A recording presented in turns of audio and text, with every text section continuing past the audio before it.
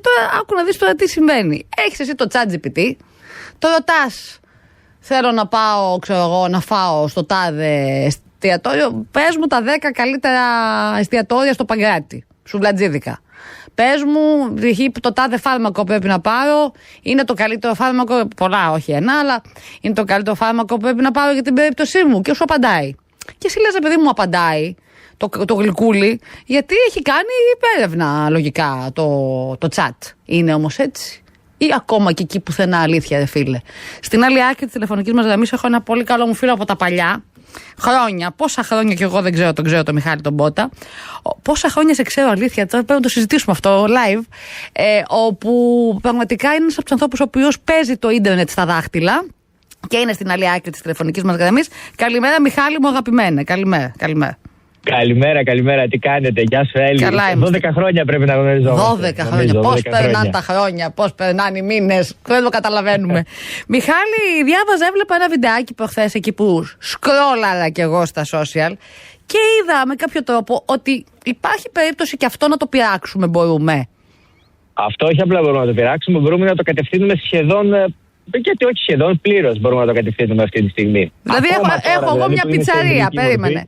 Έχω εγώ μια πιτσαρία. Και θέλω να είμαι, όταν θα γκουγκλάρουν πιτσαρία Γλυφάδα, να έρχονται σε μένα. Τι πρέπει να κάνω? Καλά, για την πιτσαρία είναι πολύ εύκολο. Εδώ πέρα γίνεται σε φάρμακα το οποίο παίρνει ο άλλος απόφαση η οποία μπορεί να του στοιχήσει πολύ ακριβά. Ναι. Με βάση το AI, με βάση το chat ή τα άλλα. Σωστό, έχεις δίκιο. Αλλά εγώ πάω με τα ελευθερία, τα απλά.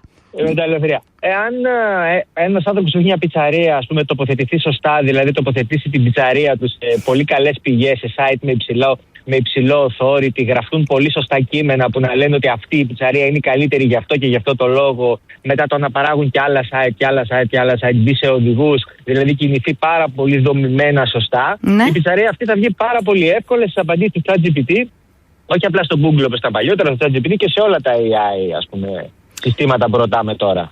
Άρα ουσιαστικά, ακόμα και αυτά τα οποία ρωτάμε και που θεωρούμε εμείς μέχρι σήμερα, εγώ έτσι νόμιζα μέχρι σήμερα, ότι εντάξει, δεν σου είπα εγώ ότι δεν έχει οτιδήποτε άλλο που μπορεί να το κατευθύνει, αλλά μπορεί αυτό να υπάρξει κάποια είδους κατεύθυνση από επαγγελματίες. Και όπως είπες πολύ σωστά, εγώ είπα για ένα εστιατόριο και για κάτι πιο ελαφρύ, αλλά μπορεί να γίνει και με πολύ πιο σοβαρά θέματα.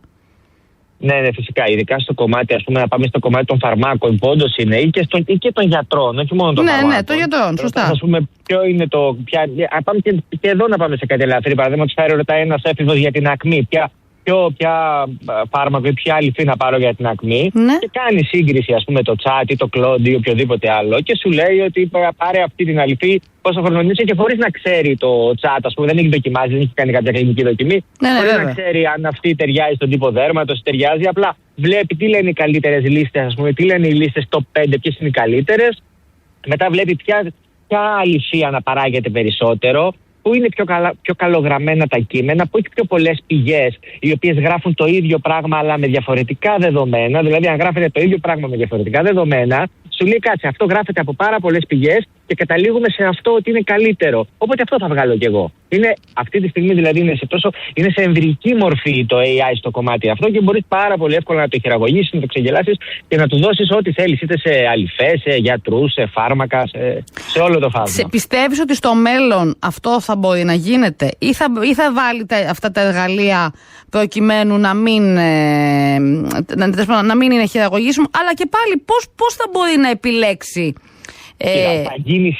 Θα γίνει σίγουρα λιγότερο χειραγωγήσιμο, αλλά θεωρώ ότι και αν σκεφτούμε μια μεγάλη φαρμακευτική που έχει πολλά χρήματα, μπορεί πάρα πολύ εύκολα, δηλαδή αν καταλάβει, που σίγουρα το έχουν καταλάβει και κινούνται πάνω σε αυτό, αν καταλάβει ότι το κομμάτι παίζεται εκεί, δηλαδή σε sites με υψηλό authority, πόσο δύσκολο είναι μια φαρμακευτική να αγοράσει 5 ιατρικά sites με υψηλό authority, ώστε να μπορεί, ας πούμε, στο παρασκήνιο να βγάζει τα δικά της, δηλαδή το AI να ρουφάει από τα site αυτά που όντως έχουν μια υψηλή δυναμική, θεωρούνται δηλαδή αξιόπιστα.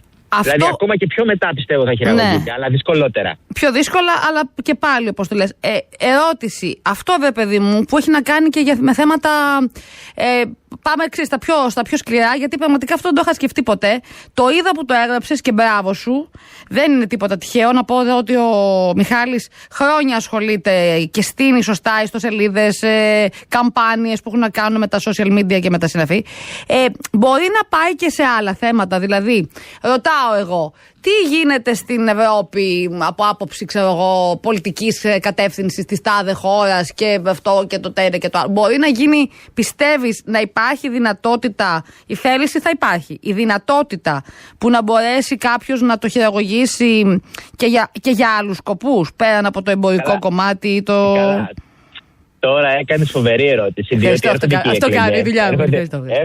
έρχονται και οι εκλογές που θεωρώ ότι θα έρθουν και σύντομα. Και στις εκλογές ξέρεις πόσοι ρωτάνε, λένε στο AI παραδείγματος χάρη ότι εγώ είμαι επιχειρηματίας, είμαι 35 χρονών. Ναι, και κάνω αυτό και αυτό και αυτό, τι να ψηφίσω. Και το AI σου κάνει μια τύπου σκαλέτα με τις λογικές προτιμήσεις σου. Ναι. Και με βάση αυτό σε οδηγεί. Και επειδή όλοι έχουμε αρχίσει και εμπιστευόμαστε το AI τυφλά, πολύ κακός, αλλά το εμπιστευόμαστε, μπορεί όντως να σε οδηγήσει να φτάσεις να ψηφίσεις και ένα κόμμα αυτό το λόγο. Και πόσο εύκολο είναι άνθρωποι που κατέχουν, ειδικά στην πολιτική, έχει γίνει πολύ πιο πριν αυτό. Δηλαδή, όλα τα συμφέροντα κατέχουν τα πολιτικά μέσα, εσύ το ξέρεις πολύ καλύτερα από μένα αυτό. Οπότε, για φαντάσου να γίνεται δομημένη αρθρογραφία έτσι ώστε να καταλήγεις να ψηφίσεις ένα συγκεκριμένο κόμμα επειδή αυτές είναι οι ιδιαιτερότητες σου, αυτές είναι οι επαγγελματικές σου δραστηριότητες και το AI να σε στρέφει προς τα εκεί. Δηλαδή, σου λέει, αλλά εδώ πάμε φοβάσαι αυτό, άμα φοβάσαι αυτό, ψήφισε αυτό για να μην γίνει αυτό. Υπάρχει κάποια δικλίδα ασφαλείας, δηλαδή, γιατί και αυτό το κακόμοιο του λέω εγώ, πες μου πώς να φτιάξω τις φακές και του λέω μην μου πεις για το κρεμμύδι, να μην χωρίς κρεμμύδι. Δηλαδή, παράδειγμα λέω τώρα. Μπορώ αυτό να το πω, μπορώ να πω για παράδειγμα ότι θέλω να μου πεις τη γνώμη σου χωρίς όμως να το ψάξεις μέσα από τα ειδησιογραφικά site. Δηλαδή, μπορώ να του βάλω τέτοιου είδους δυσκολίες για να μπορέσω με κάποιο τρόπο να το αποτρέψω.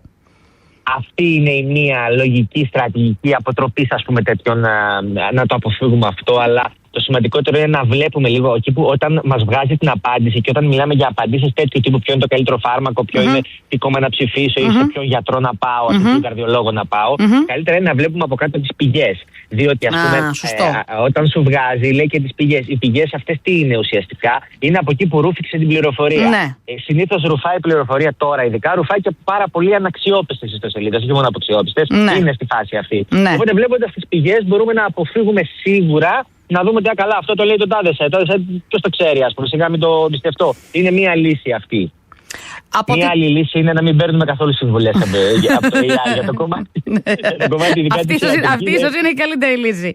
Ερώτηση τώρα. Πριν σε αποχαιρετήσω και θα έρθεις μια μέρα από εδώ να τα συζητήσουμε πολύ αναλυτικά αυτά, γιατί πραγματικά είναι πάρα πολύ ενδιαφέροντα και αλήθεια σου λέω, από αφέλεια, πες το, από τους γρήγορους ρυθμούς, δεν το είχα σκεφτεί ποτέ αυτό το οποίο μας. Είναι και αν θυμάσαι το 21, είχαμε πει για το Μέτα. Θυμάσαι το 21, είχαμε πει για το Μέτα ότι θα ανακάμψει και ότι θα πάει, ας πούμε, θα ανατρέψει όλα τα κακά δεδομένα και έγινε ακριβώς όπως το είχαμε πει στην εκπομπή σου πάλι. Είδες τι κάνουμε, αυτά είναι ανέκαθεν. Ερώτηση λοιπόν. Εγώ είμαι επαγγελματίας και δικηγόρος. Και θέλω να. Δημοσιογράφος, να το κοιτάξουμε, το φτιάξουμε λίγο. Ποια είναι η πιο έμπιστη, καλή, όμορφη, χαριτωμένη. Αυτό το συζητήσουμε μετά. Καλά, αυτό το κάνουμε. Το βρίσκουμε και μόνοι μας. Δεν χρειάζεται. Ευχαριστώ πολύ, Μιχάλη μου. Λοιπόν, σε περίπτωση λοιπόν που εγώ είμαι επαγγελματίας. Και θέλω, επειδή μου δεν θέλω να το κάνω για να κοροϊδέψω τον κόσμο, αλλά θέλω να το κάνω, θέλω να είμαι πολύ εντάξει στη δουλειά μου, αλλά ταυτόχρονα θέλω να ενισχύσω λιγάκι και την παρουσία μου με αυτόν τον τρόπο. Τι μπορώ να κάνω, έρχομαι σε κάποιον expert και τι κάνουμε δηλαδή. Κοίτα, εγώ δεν θέλω να κάνω τώρα διαφήμιση για τον εαυτό μου, αλλά το ιδανικό είναι να πας σε κάποιον expert να σου πει ακριβώς τα βήματα και τι πρέπει να κάνεις. Γιατί εδώ απαιτεί δουλειά και από τους δύο. Δεν φτάνει μόνο να δουλέψει ο expert. Πρέπει και ο ίδιος αυτός που θέλει να το κάνει αυτό να κάνει ένα σωστό digital PR για τον εαυτό του. Ναι. Δηλαδή, τι σημαίνει αυτό. Δηλαδή, θα πρέπει να έχει καλές αξιολογήσεις. Είναι πολύ σημαντικές οι αξιολογήσεις στο κομμάτι του. Γιατί το AI ρουφάει τις αξιολογήσεις. Από αυτά που γράφουν τις. Και τις κριτικές δηλαδή εννοείς. Ναι, πολύ σημαντικές κριτικές. Από εκεί και πέρα ο ίδιος να βγαίνει να μιλάει σε podcast, σε συνεντεύξεις, να εμφανίζεται ως expert, να μην γράφεται μόνο. Γιατί σίγουρα μπορείς να το γράψεις και να κάνεις τη διαφορά με κείμενα τα οποία είναι σωστά δομημένα. Αλλά πρέπει να υπάρχει και ζωντανή παρουσία. Μάλιστα. Λοιπόν, αγαπημένο μου Μιχάλη, σε περιμένω. Θα έρθεις ένα από τα επόμενα Σαββατοκύριακα εδώ στο ραδιόφωνο να τα συζητήσουμε όλα αυτά αναλυτικά. Σε ευχαριστώ πάρα πολύ για την επικοινωνία και αλήθεια μας είπες πολλά πράγματα τα οποία, αλήθεια σου μιλάω, εγώ δεν τα είχα σκεφτεί καθόλου. Τώρα μπορεί να τα έχουν σκεφτεί άλλοι και να μην τα είχα σκεφτεί εγώ. Αλλά κοίτα να δεις την πατήσουμε και από το ChatGPT στο τέλος, το κακόμπιο. Λοιπόν, ευχαριστούμε πολύ, Μιχάλη. Να είσαι καλά, Μιχάλης Μπότος στην παρέα μας. Και εσύ, καλημέρα.